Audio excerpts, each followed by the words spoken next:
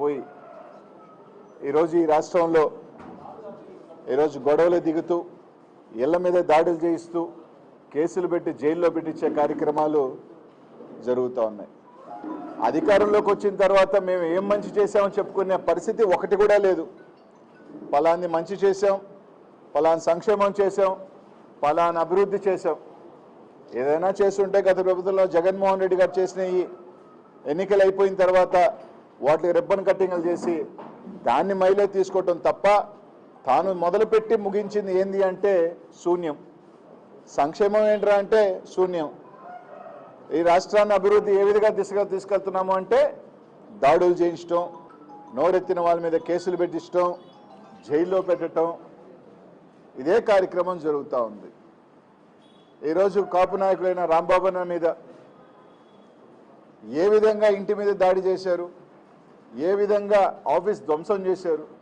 ఇళ్లలో ఆడవాళ్ళు ఉన్నారు, పిల్లలు ఉన్నారు, అయినా లేకుండా దాదాపు వందలాది మంది వెళ్ళి ధ్వంసం చేయటం. నిన్న ఇక్కడ మైలవరంలో మాజీ మంత్రివర్యులు బీసీ నాయకుడు జోగి రమేష్ అన్న ఇంటి మీద ఆయన ఇంట్లో లేనప్పుడు వీడియోలు చూసాం. పెట్రోల్ బాంబులు ఇంటి మీద వేయటం, అవి మంటలు రేగటం. ఒకవేళ నిజంగా అది దార్బంధరాలు తగిలి ఇబ్బంది అయ్యింది, ఒకవేళ ఇంట్లో కానీ వెళ్ళి ఉంటే, ఇంట్లో ఆడవాళ్ళు ఉన్నారు. ఈరోజు వాళ్ళు తెలుగుదేశం పార్టీలో ఆడవాళ్ళంటే వాళ్ళ పార్టీలో మాత్రమే భార్యలు, చెల్లెళ్ళు, కూతుర్లు ఉంటారు, అక్కలు. వేరే పార్టీకి సంబంధించి అయితే మాత్రం దౌర్జన్యాలు చేసినా, ఇళ్ల మీద ధ్వంసాలు చేసినా, ఇళ్ల మీద పగలగొట్టినా ఇబ్బందిలే. ఆయన పార్టీలో బీసీ నాయకులు ఉంటే బీసీ నాయకులు, ఆయన పార్టీలో కాపులు ఉంటే వాళ్ళే కాపు నాయకులు. పక్క జిల్లాలో పక్క పార్టీలో కాపు నాయకులున్నా, బీసీ నాయకులున్నా వాళ్ళు బీసీలు కాదు, వాళ్ళు కాపులు కాదు. ఇక పవన్ కళ్యాణ్ గారు అయితే ఆయన ఎప్పుడు వస్తే మాటకు వస్తాడు, ప్రెస్ మీట్ పెడతాడు, ఎట్టంటే మాట్లాడతాడు. ఈరోజు ఇట్లంతా జరుగుతూ ఉన్నా కనీసం మాట ఎత్తే పరిస్థితి లేదు. ఒక రౌడీ రాజకీయంగా ఈరోజు ఒకటే చెప్తా ఉన్నాం, జగన్మోహన్ రెడ్డి గారు మేము కూడా 5 సంవత్సరాలు పరిపాలన చేసాం. ఇదే రకమైన పరిపాలన మీరు చెప్తున్న రాజారెడ్డి రాజకీయం కానీ, రాయలసీమ ఫ్యాక్షనిజం కానీ జగన్మోహన్ రెడ్డి గారు చూపించుంటే,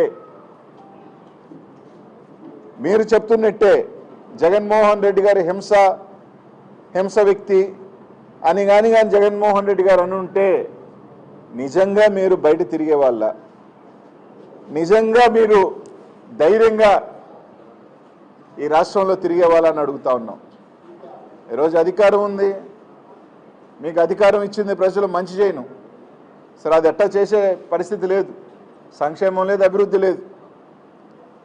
సరే ఇంక మేము ఏమైనా చేస్తాం, మేము ఇలాగే మాట్లాడితే కేసులు పెడతామంటే పర్లా, ఇంక 3 సంవత్సరాలు ఉంది, అధికారం ఉంది, రైట్. ఎన్ని కేసులు పెడతారో పెట్టుకోండి, ఎన్ని దాడులు చేస్తారో చేసుకోండి. మీరు ఎంత బంతిని గోడ కేసు కొడితే బలంగా వెనక్కి అలాగే వస్తుంది. 2029లో ఈ రాష్ట్ర ప్రజలు తీర్పిస్తారు. ఇదే విధంగా కానీ మీరు కొనసాగితే తప్పకుండా ఇంతే రెట్టింపుతో మీకు కూడా బలంగా ఇలాంటియే ఇంతకన్నా పెద్ద ఎత్తున జరుగుతాయి. అక్కడ చంద్రబాబు నాయుడు గారు వయసు పెరిగిపోతూ ఉంది, ఆయన కొడుకు ఇంక చెప్పనే అక్కర్లే. ఏమన్నా మాట ఎత్తితే పోలీసులను అడ్డు పెట్టుకోవటం, ఏమన్నా అంటే రండి ఏమైనా చేస్తామని మాట్లాడుతున్నారు తెలుగుదేశం నాయకులు. అది మళ్ళీ చెప్తా ఉన్నాం, పోలీసుని పక్కన పెట్టి ఈ కేసులు, అరెస్టులు ఇవన్నీ పక్కన పెట్టి వైఎస్ఆర్ కాంగ్రెస్ పార్టీ, తెలుగుదేశం పార్టీ తేల్చుకుందామా అంటే దానికని సిద్ధం అంటే చెప్పండి, సిద్ధం. మీరు అన్ని పక్కన పెడదాం, అంతేగాని 100 మందిని పోలీసులను తీసుకొచ్చి కేసులు పెట్టి రాత్రి కాదు. పోలీస్ వ్యవస్థను పక్కన పెట్టి రండి, మీరిళ్ళ మీదక, మా ఇళ్ళ మీదక, ఎవరిళ్ళ మీదకైనా సిద్ధమే దేనికైనా. మీరు అనుకుంటున్న ఎవరు ఫ్యాక్షనిస్ట్లా, ఎవరు తెగిస్తే అందరూ ఎవరికి ఎవరేం కాదు, డిసైడ్ అయిన తర్వాత ఎవరైనా కానీ మంచి రాజకీయం కాదు. జగన్మోహన్ రెడ్డి గారు గత 5 సంవత్సరాలలో కూడా మేము ఎప్పుడు కూడా ఇట్లాంటి రాజకీయాలు చేయలేదు. జగన్మోహన్ రెడ్డి గారు ఎప్పుడూ చేయలేదు. అంటే మంచి చెప్తున్నాం, ఇదే విధంగా కానీ కొనసాగితే దీనివల్ల ఎవరినో భయపడిపోతాము, దీనివల్ల ఏదో మేమేదో తోకలు ముడిచిపోతాము, ఏదో వెనక్కి వెళ్ళిపోతాము అంటే అది జరగదు. మీరు చేసే కొద్దీ వైఎస్ఆర్ కాంగ్రెస్ పార్టీ కార్యకర్తలు ఇంకా రోడ్డు మీదకి వస్తారు. మీరు చేసే కొద్దీ రెచ్చగొట్టే కొద్దీ ఇంకా ధైర్యంగా ఈరోజు ముందుకు వస్తారు. ఎవరు ఇక్కడ బీసీ నాయకులు కానీ కాపు నాయకులు కానీ ఇంకెవరి నాయకులు మీరు భయపడితే బెదిరిపోయేదానికి ఎవరు సిద్ధంగా లేరు. వైఎస్ఆర్ కాంగ్రెస్ పార్టీ ఖచ్చితంగా అందరికీ వైఎస్ఆర్ కాంగ్రెస్ పార్టీ పెద్ద నాయకుడికి కార్యకర్తకి అండగానే ఉంది. ఈరోజు జోగి రమేష్ అని కానీ రాంబాబు అన్నకు కానీ తప్పకుండా జగన్మోహన్ రెడ్డి గారు ఉన్న పార్టీ అంతా అండగా ఉంటుంది. ప్రజలు కూడా చూస్తూ ఉన్నారు ఏం జరుగుతుంది ఏందనేది. తప్పకుండా బుద్ధి చెప్పే రోజు దగ్గరలోనే ఉంది. మహా అంటే ఇంకా 3 సంవత్సరాలు, రైట్, 3 years మీకు నచ్చింది చేసుకోండి, కేసులు పెట్టుకోండి. ప్రతి ఒక్కరికి కూడా ఒక ఎక్స్పైరీ డేట్ ఉంటుంది. ప్రతి ఒక్కరికి కూడా ఒక ఎక్స్పైరీ డేట్ ఉంటుంది. మీ ఎక్స్పైరీ డేట్ 2029.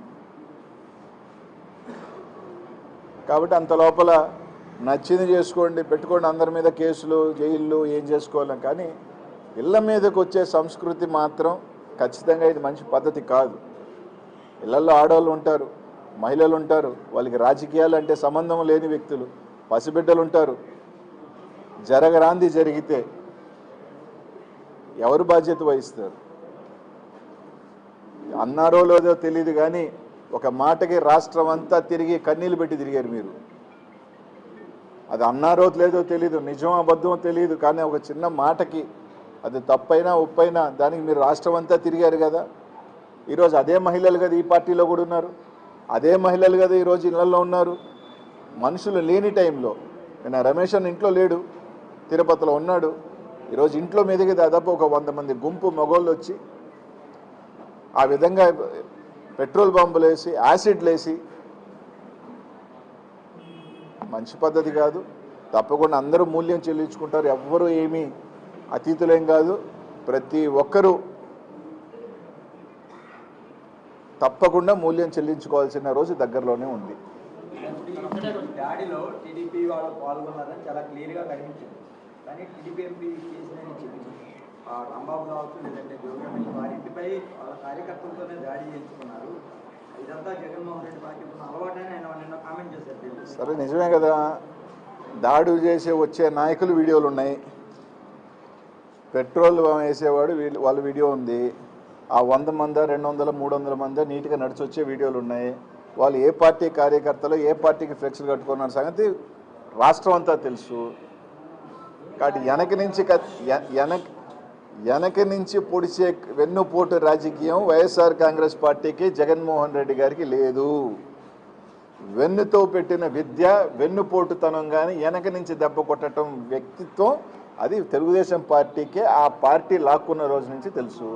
జగన్మోహన్ రెడ్డి గారికి అలవాటు లేదు. మాకు రొమ్ము ముందు చూపించుకొని కొట్లాడటమే తెలుసు. జగన్మోహన్ రెడ్డి గారు సీఎంగా ఉన్నప్పుడు అనుచిత వ్యాఖ్యలు చేశారని చంద్రబాబు ఇంటి దగ్గరికి వెళ్ళి ఆందోళన చేశారు. ఆ టైంలో నార్మల్ కేసులు ఆ టైంలో కేసులు పెట్టారు. ఇప్పుడు ఎవరైతే జోగి రమేష్ గారి ఇంటికి వచ్చి దాడి చేసిన వారి మీద ఫేస్బుక్ కేసులు పెట్టేసి ఎటువంటి సెక్షన్ లేకుండా ఇంటికి పంపించారు పేరు. అప్పుడు దాడి చేసిన వారి మీద అరెస్ట్ చేసి జైలు పంపించారు. ఇప్పుడు నార్మల్ కేసులు పెట్టడం మీరు ఎట్లా పడుతుంది? ఆ రోజు సంబంధించి కూడా మీరు తీసుకుంటే జోగి రమేష్ అన్న ఏ రోజు కూడా ఒక నిరసనగా చేశారు తప్ప ఎక్కడా కూడా అది కూడా ఎక్కడ ఆపేశారు? చంద్రబాబు నాయుడు గారు ఇంటి దగ్గరికి పోయారా? లేదు. రోడ్లోనే ఆ రోజు మా పార్టీ ఆ రోజే ఆపేయటం జరిగింది, వాళ్ళకి సంబంధించి ఖండించడం జరిగింది. దానికి సంబంధించి ఎక్కడ కూడా ఒక నిరసన తెలియజేశారు తప్ప ఇళ్ల మీదకి వచ్చి దాడి చేసే కార్యక్రమం జరగల. ఇంకడెందుకు మా నెల్లూరులో ప్రసన్న కుమార్ రెడ్డి ఇల్లు ఉంది, ఇల్లు ధ్వంసం చేశారు. కోర్టుకి వెళ్ళి కేసులు పెట్టించుకోవాల్సిన పరిస్థితి వచ్చింది. తర్వాత నిన్న రాంబాబు అన్నది, ఈరోజు ఇక్కడిది. ఏదో తూతూ మంత్రంగా 4 పిల్లకాయలు తీసుకోవడం, వాళ్ళ మీద ఒక కేసు పెట్టామని చెప్పడం, వాళ్ళు అక్కడే బెయిలిచ్చి పంపించడం. మళ్ళీ ఏదైనా అంటే అసలు గంజాయిని ఈ రాష్ట్రంలో తెలుగుదేశం వచ్చిన తర్వాత విచ్చలవిడిగా ఎందుకు పెరుగుతుంది అంటే ఇట్లాంటి వాళ్ళని గంజాయిని అమ్మించడం, తాగించడం, వాళ్ళని మోకు చేయటం. ఈరోజు మీరు తీసుకుంటే ఇప్పుడు జిల్లాల్లో గంజాయి మర్డర్లు కానీ గంజాయి దొంగతనాలు కానీ గంజాయి ఈ రాష్ట్రంలో ఎక్కడ ఎక్కువ ఎందుకు జరుగుతుంది? వీటిలన్నిటికీ కారణాలు ఏంటి? వీళ్ళందరినీ గంజాయి అమ్మేయటం, దానికి బానిసలు చేయటం, ఒక పోగేయటం, ఒక బ్యాచ్ని జరిగినప్పుడల్లా వాళ్ళని మీద ఇళ్ళకమైన పంపించడం, దానికి ఒక నలుగురు నాయకత్వం వహించడం, ఇదే జరుగుతూ ఉంది రాష్ట్రంలో. వాళ్ళకి తూతు మంత్రంగా బెయిలిచ్చి పంపించడం.